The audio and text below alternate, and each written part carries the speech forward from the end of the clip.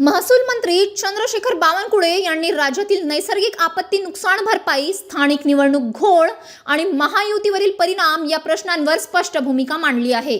त्यांनी सांगितले की केंद्रीय कृषी मंत्री प्रत्येक वेळी राज्यातील नुकसानीची प्रत्यक्ष पाहणी करत असून राज्य व केंद्राचे संयुक्त सर्वेक्षण रिपोर्ट केंद्र सरकारकडे पाठवले जातात।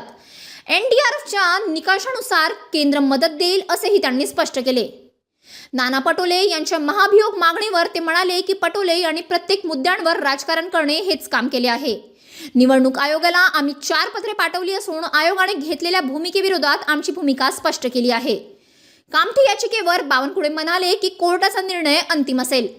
सुप्रीम कोर्ट प्रकरणातही निवडणूक आयोगालाच निर्णय घ्यायचा आहे।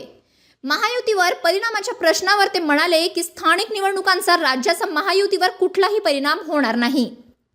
केंद्राचं पथक या ठिकाणी आलं। केंद्राच्या पथकाने संपूर्ण नुकसान भरपाईची पाहणी केली। आता राज्याचे आणि केंद्राचे त्या ठिकाणी जे काही सर्वेक्षणाचे रिपोर्ट आहेत ते एकत्रितपणे मग ते केंद्राचे अंतिम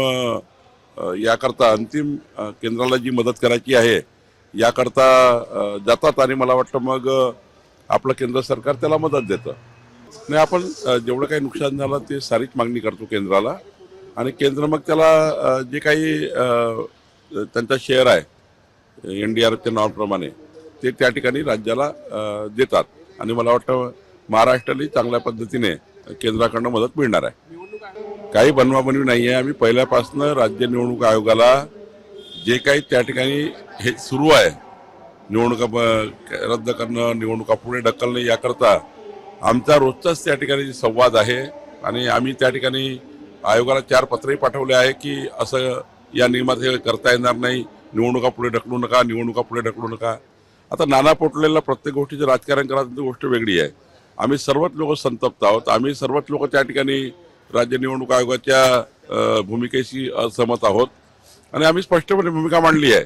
ही त्या ठिकाणी एक पत्र देऊन मांडलेली आहे आणि त्यामुळं यामध्ये सर्वपक्षीय लोकांचं, सर्वपक्षीय उमेदवाराचं तातडीनं मतमोजणी करणे, त्या ठिकाणी निवडणुका पुढे ढकलू नका, या सर्व बाबीशी आमची सहमती आहे।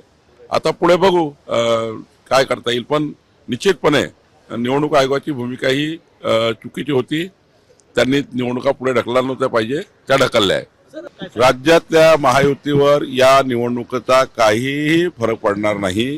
राज्याची महायुती एकसंघपणे आमचा NDA हा भक्कम आहे, मजबूत आहे आणि या लोकल निवडणुकीचे कुठलेही पडसाद राज्याच्या महायुतीच्या आमच्या समन्वयावर पडणार नाही।